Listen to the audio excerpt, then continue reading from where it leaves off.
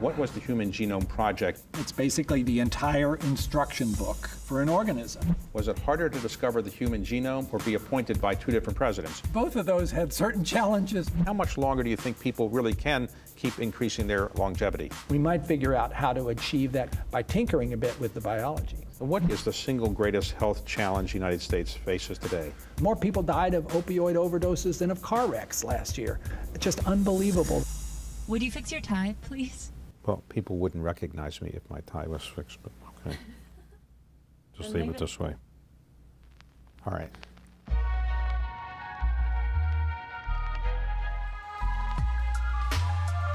I don't consider myself a journalist, and nobody else would consider myself a journalist. I began to take on the life of being an interviewer, even though I have a day job of running a private equity firm. How do you define leadership?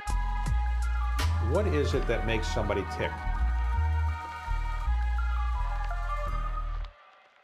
Dr. Collins, thank you very much for taking time with us today. You are the 16th director of the NIH. You're the only person who was appointed by two different presidents. You were initially appointed by President Obama and then subsequently by President Trump. So as a person who co-discovered the human genome, was it harder to discover the human genome or be appointed by two different presidents? I guess both of those had certain challenges associated. I did not expect to still be in this position after January of 2017 because I knew about the history too. And NIH directors appointed by the president virtually always have turned over when there's a new president. Somehow they made a mistake here, I guess, and kept me on. So did President Trump call you up and said he knew you'd done a great job, or how did that come about? I got a call saying, we want you to come to New York and meet with Trump in Trump Tower a few days before the inauguration so that he can talk to you and interview you and get a sense of whether you're somebody that he might want to keep on. So I went. Okay, so you went to Trump Tower? I did. Now, you seem to be a man of simple taste, so I suspect you were not a big shopper in Trump Tower stores before? I had not been there before. You're quite right. I rode the bus from Washington to New York for my interview. I suspect I may have been the only person who rode the bus to an interview in Trump Tower, but there you go. I'm sure that's true. So how was the interview? I had less than half an hour with the president-elect for him to ask me a few questions and a few other people in the room also. So I wasn't at all sure how it had gone. Okay. But, you know, I showed up. I did the best I could to answer those questions and waited to see what would happen. Right, so to the country's relief, I think you have the job. So you mentioned your family. You were raised on a farm, more or less, is that right? I was. And you were homeschooled. Homeschooled, not because my parents were religious in their persuasion at all, but because they thought the county schools where I grew up in the Shenandoah Valley, Virginia, were not up to my parents' standards. My mother was incredibly gifted as a teacher, and she figured out early on how to get the process of learning to be something wonderfully exciting. And that's the gift she gave me and my brothers, this excitement about learning new things, which I carry with me to this day. You did this until the 6th grade? Yeah. And then you went to school? I think my mom was a little tired of teaching all of these 4 boys at that point and figured, okay, the public schools in the city of Stanton are maybe up to better standards. So I started going to public school. You were a musician as well. You have a band, or you had a band. How did you come to that? So my dad was trained as a classical violinist, but he and my mom, who met at Yale, she was getting her master's degree, he has his PhD. They went and worked for Eleanor Roosevelt in the depths of the Depression in West Virginia, trying to help coal miners get back on their feet. And my dad fell in love with the traditional music that the coal miners would play, particularly on the fiddle. We didn't have a television, so what did you do after dinner at the farm? Either my dad would read Charles Dickens out loud, or we would get out instruments and play. And if you wanted to be in this family, you better learn how to play something. So did famous musicians come over your house? People would drop by. Perhaps the best known, although not at the time, was a particularly sullen 18-year-old who showed up sort of being brought along by a more senior, experienced folk song writer and singer. And the young 18-year-old turned out was having his birthday in our living room. And he sang a few songs, had a terrible voice, had no social skills, and I was quite sure he had no future at all. That, of course, turned out to be Bob Dylan. Did you ever meet him again? I did. Did he remember you? No, he denies the whole thing. It was quite a bit later, like maybe 10 years ago. You went to college at University of Virginia? Yep. And Were you an academic superstar there? I was a bit of a nerd. You know, I got excited about science in high school. I should give testimony right now to the importance of having really good teachers in high school. What got me interested in science didn't come from my family. No scientists, no physicians for generations around. Okay.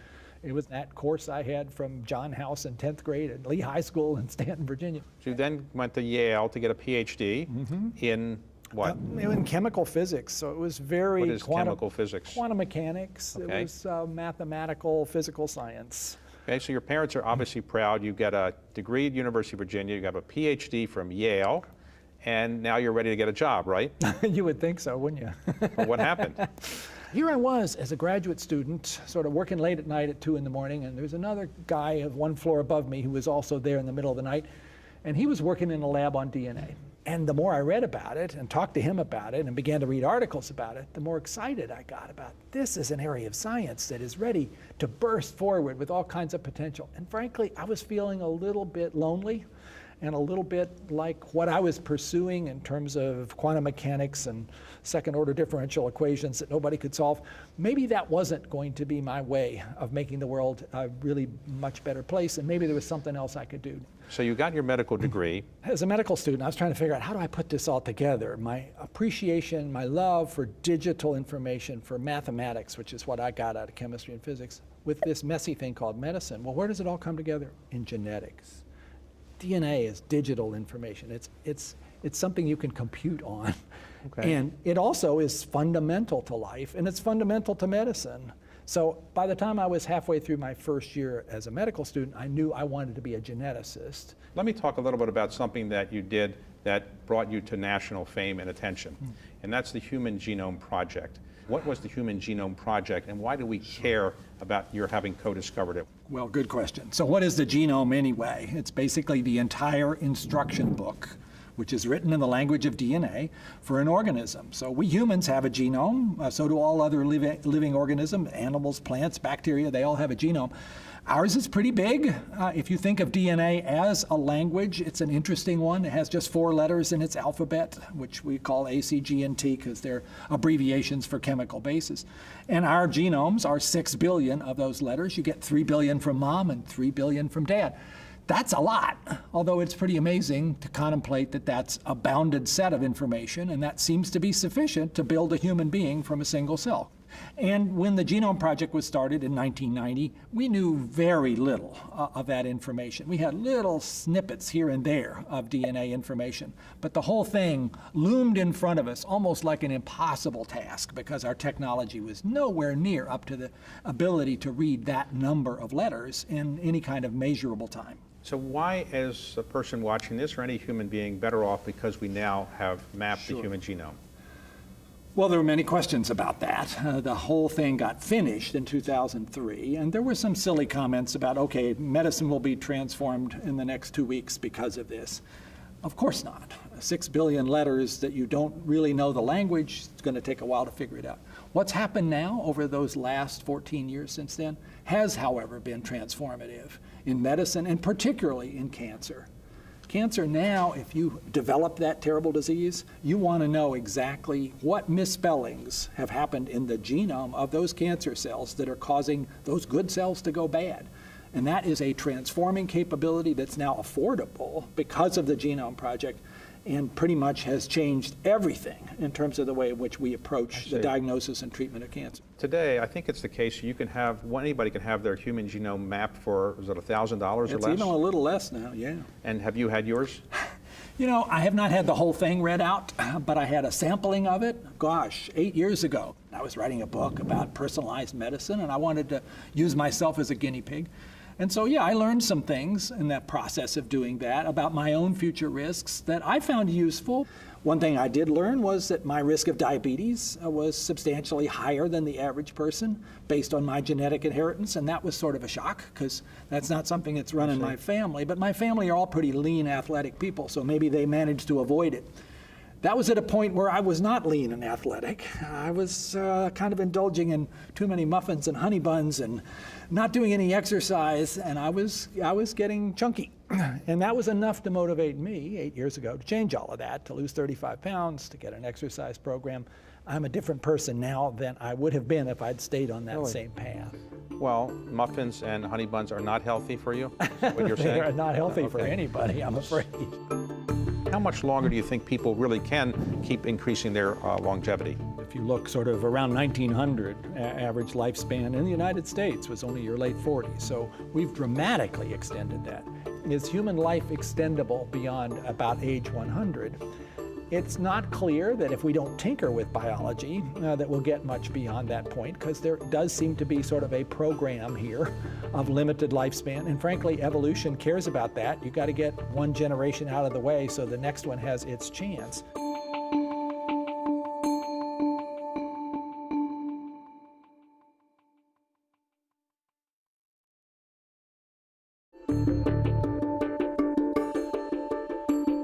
Dr. Collins, in addition to being the director of the NIH, you also maintain your own lab at the NIH. So your lab is in genetic research? Particularly focused on diabetes and, interestingly enough, also on aging. What am I looking at now? Well, this machine basically analyzes DNA. And particularly, it looks at places where there's differences in your DNA and mine, variation, because that's pretty interesting stuff if you're trying to understand risks for something like diabetes. You see that flashing light?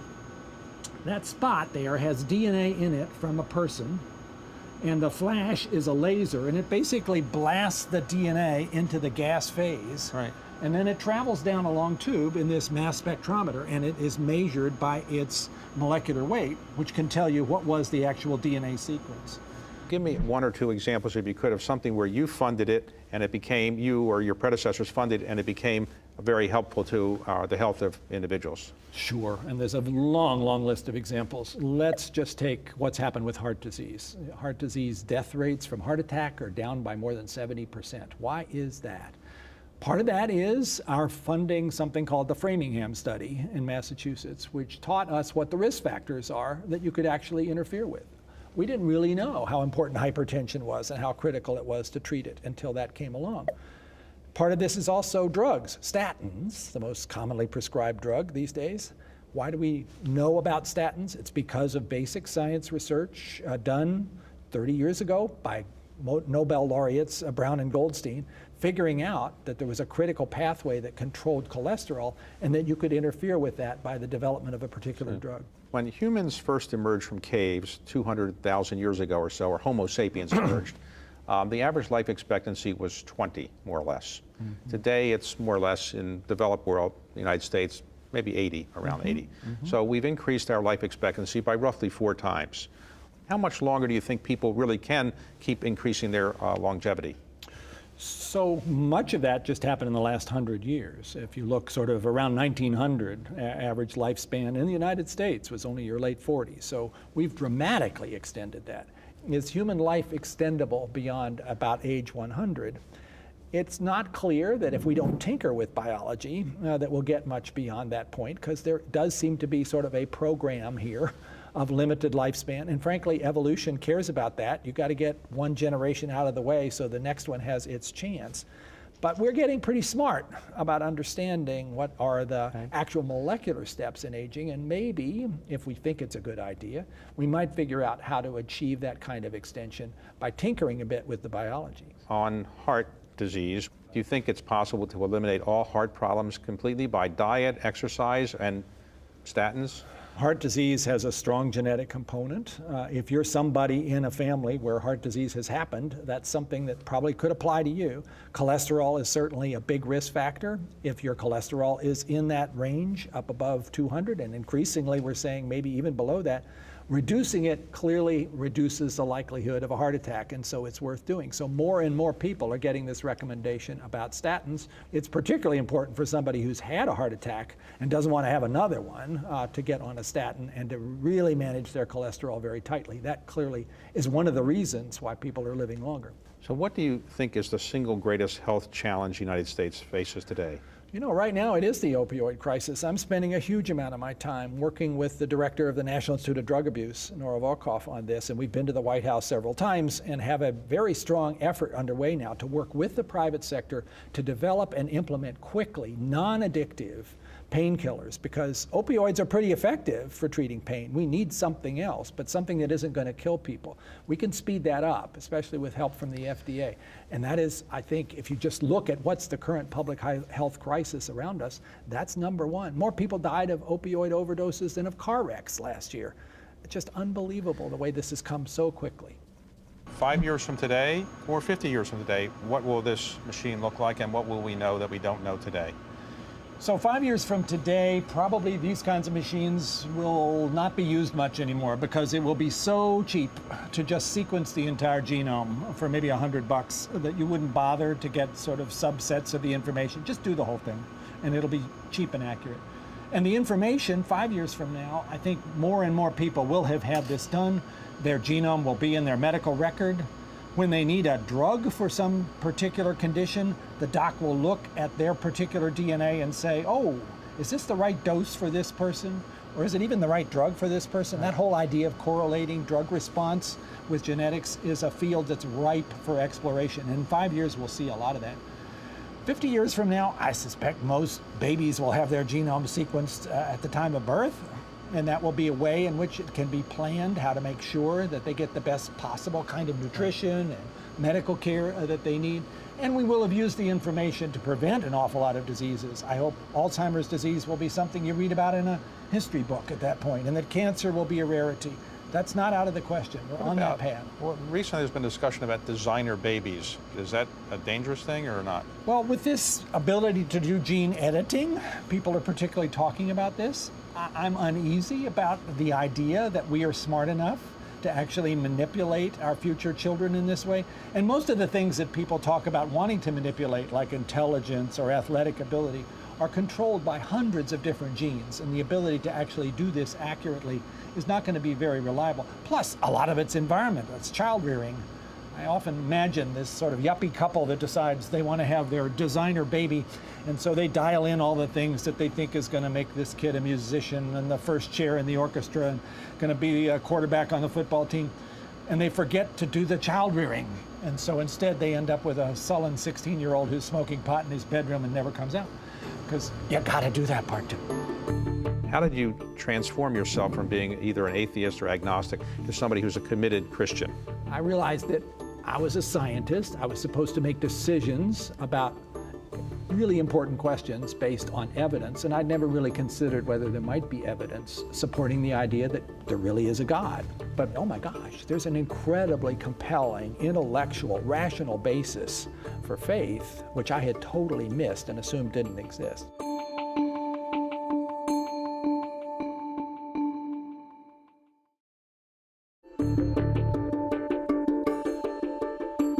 You also are a motorcycle enthusiast. I am. Now, is that safe? No, it's not. But as somebody who cares about your health, how do you justify that? Well, yes, that has been a question asked regularly. I'm not the first person that pointed it out. No, my mom started this. So yeah, I became a motorcycle rider in college because it was a cheap way to get around. I stopped riding motorcycles when my kids were little because I did recognize the safety issues. So you don't do it anymore? I do. I started again. It is a wonderful sort of You do it still? I do. I ride my motorcycle to work many days. It's a Harley Road King Classic. It's a beast, and it gives you a certain sense of enjoyment of life that's hard to come by other ways. Let's talk about another part of your life. When you were younger, you were, if not an atheist, an agnostic. Mm-hmm. How did you transform yourself from being either an atheist or agnostic to somebody who's a committed Christian? It does seem like an odd story, doesn't it? Well, growing up on the farm, my parents were not opposed to religion. They just didn't think it was particularly relevant. So I had no religious background.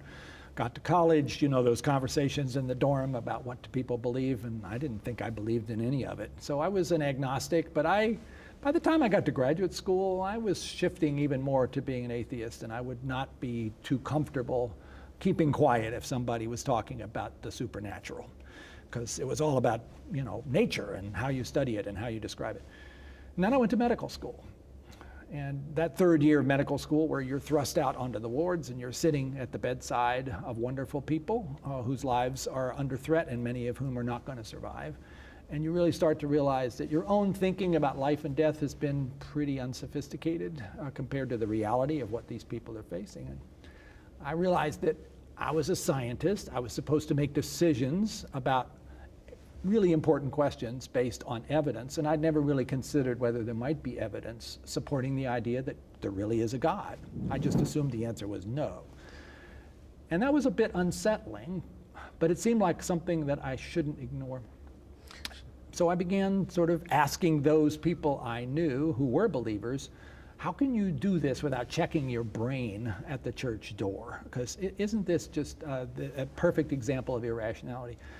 And they told me, well, actually, no, there's a pretty profound rational basis for faith. You might try reading C.S. Lewis for starters. I'd never really heard much about C.S. Lewis.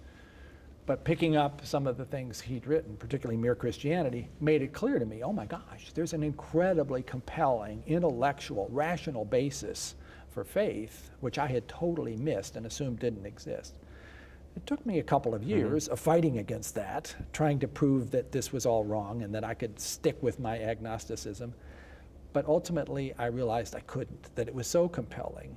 And then I had to figure out, okay, which of the ways of understanding God is going to be the one that I can make the most sense out of. And after many considerations of various faith traditions, ultimately the person of Jesus appealed to me in a remarkable way as a historical figure, not a myth, who had answers to questions that I really needed answers for, and whose life and death and resurrection seemed to be remarkably well documented. So your view would be, for example, what's in the Bible is allegorical. It's not to be taken as absolute fact. In other words, the Bible would say that maybe the earth is a couple thousand years old. Scientists would say it's, much older, 5 billion years old. How do you reconcile those two different strands of thought?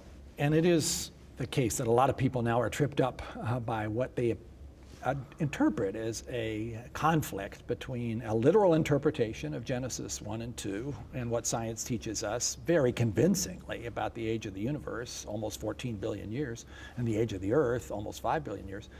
But you know what? That idea that there's a conflict is a fairly recent arrival on the scene. Go back and read St. Augustine in 400 AD, who was obsessed with trying to figure out what is Genesis really telling us about origins.